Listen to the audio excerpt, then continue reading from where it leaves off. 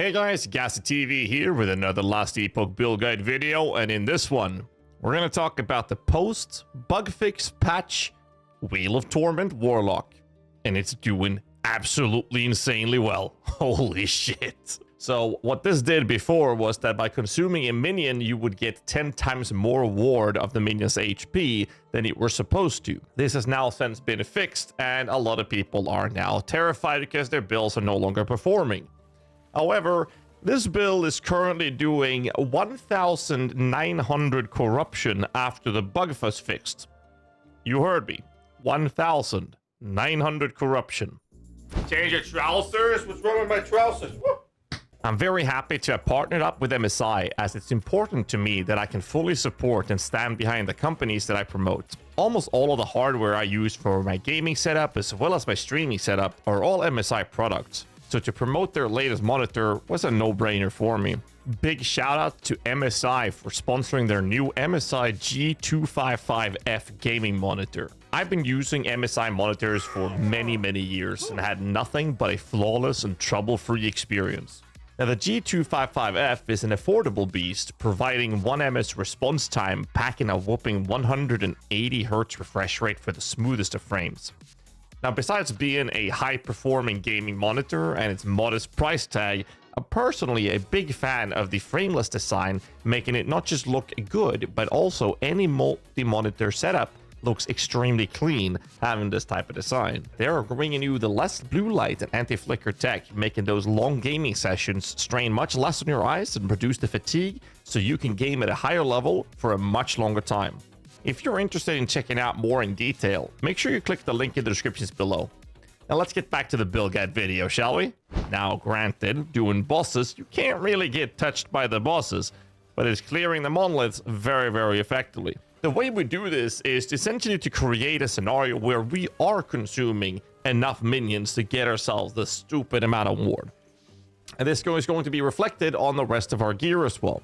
Now, most people have already seen how the Wheel of Torment builds are looking. I'm not going to spend too much time tackling through the actual skill tree or the passes too much, because the thing is, if you're watching this video further down the road after it's been posted, it is possible that we're making some changes. So to make sure that you're staying up to date and watching the latest version of this build, make sure you check the link in the descriptions down below, which will be to the written guide, in which we have a planner as well. And anytime things are going to get updated, it will be updated in the written guide, so don't miss out. The TLDR, I'm going to go through them real quick in the video, is obviously going on the right-hand side with the skeletons, just for the mana and the ward consumption and the resummon process. Chthonic Fissure, we're going for the double Fissure, and obviously for the necrotic stack of resistances on the left-hand side. The Profane Whale, obviously Vampiric Pool, as well as Apocalypse. We're picking up the Forked Tongue for obvious reasons, and all the way into Stream of Profanity. And the Sacrifice we're taking up on the left-hand side and going straight up to the global increased damage over time on the Avatar of Decay, of course, as well as picking up Necrotic Audience. And then the Volatile Zombie, we're doing the ward providing on the zombies exploding. We're making sure that when a zombie dies, we're getting a Skeletal Vanguard. They're proccing the Mark for Death, of course, and that's basically the gist of how this entire process is supposed to be played. Now, gear-wise, we're going to be running double cycle of Putrescence rings to sustain the zombies approach. This will obviously give us a bit of ward consistently, but also help us with the Profane Veil, kicking a very highly effective approach of ward sustain. We're obviously, since we're using a necrotic resistance stack and approach, we're going to be using the Bone Climber Barbute for obvious reasons.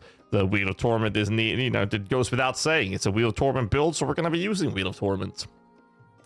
The belt, however, we do want to make sure that we do have a Volatile Zombie experimental modifier in this. This is very effective.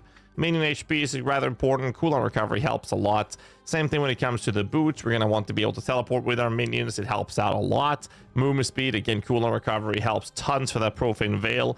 And the gloves, we're going to be going for cast speed, minion HP, again, cooldown recovery base. The Bone Relic, obviously same thing there. Minion HP, very important. Level to Profane Veil helps a ton as well. Mana Regen on top of that. So the Bone Amulet, again, minion HP, crit multi. And keep in mind that we want to stack as much necrotic resistance as we can for our defense, or offensive scalings. Chest piece, we have the same thing there. We're focusing so much of the minion HP because that's how our main source of defense will actually come to play. Outside of this, the idols are very straightforward. We're going to be running grand idols. They're going to be spell, curse, necrotic resistances across the board, and we're going to be running small idols because they give us increased damage over time, and again, necrotic resistances. Blessings, very straightforward. We're going to go for crit multi from the Black Sun. We're going to be running Any of the Storm for flat mana, and crit avoidance and Any of the Storm, Rain of Dragons. We're going to run flat armor, Spirit of Fire, and increased percent armor from Age of Winter. Those are the buffing providing ones. Past the skill tree real quick, run down the class. We're going to pick up the Forbidden Knowledge, get the Ward Sustain providing on enemies dying, as well as the Dark Rituals and 1 point to Soul and Vitality. The Necromancer, we're just going to have 10 points in here for the Sacrifice. We're going to be picking up Grave Thorns and Reclamation of Souls. The Lich Tree, we're just going for the Intelligence, which means Intelligence mana region, necrotic damage, and then a little bit of damage over time into this. And last but not least, the Warlock, the most important nodes here, is obviously getting the first mana region node, and then the Occultist Mind moving into the approach of the Doom of Herald to take less damage. And Fleeting Crone is extremely important for the haste to make the build actually clear very effectively. But that's the gist of the actual skill tree. Again, there might be some changes. Do check out the written link in the descriptions below. The build itself is absolutely fantastic in terms of performance. Again, when you're doing 1900 corruption, you're going to need some pretty heavy gearing, but you're also going to have to be in a position where you don't really want to tank enemy boss abilities, because they will actually hurt a lot. But clearing general monoliths is very, very cool and very effective at this level, even after the bug was fixed. And it's a very smooth and effective build. The more cooldown recovery you have, the faster and more effective the build becomes. So that's why it's recommended, because you get a faster cooldown on your transplant. You can jump into your Profane Veil much faster, and therefore you make the build significantly safer to play. And then you have all of the damage coming out from your insanely big Chthonic Fissure, which is just going to dish out this Torment damage, and it's just going to look absolutely beautiful with the way this build is played. I do want to make a quick shout out that I am not the one who designed this build originally. This is a collaboration with the person who beat me in beating Uber Lilith in Diablo 4 on a summoner build, actually. It is the one and only Sinity X, who has been coming up with this build with the post-bug fixes, and we are collaborating yet again, but this time, instead of Diablo 4, we are in Last Epoch, making sure that this kind of insane build quality gets shared to the rest of the world. So big shout out again to my friend Sinity. Thanks so much for doing this again. So we're having a lot of fun going through this build and making sure that this is a guide that we can provide and show to the rest of the world, so you guys can play this type of insanely good performing Warlock class. From what I've seen post-bug fix, I don't think I've seen any other Warlock build be able to handle this level of quality content, or 1,900, almost 2,000 corruption after the bug was fixed. So it'll be fun to see if there's anything that can actually compete with this build now that the bug abuses have been taken away. Either way, that's all I have for you today. I will repeat myself and say that if you're watching this build guide later down the road, make sure you check out the written link in the descriptions below. It will house all the information, including a planner for updated information. And if you like the video and they like the build, make sure you give Sinity some love by hitting the like button, subscribe for more content, and leave a comment down below what you think of the build.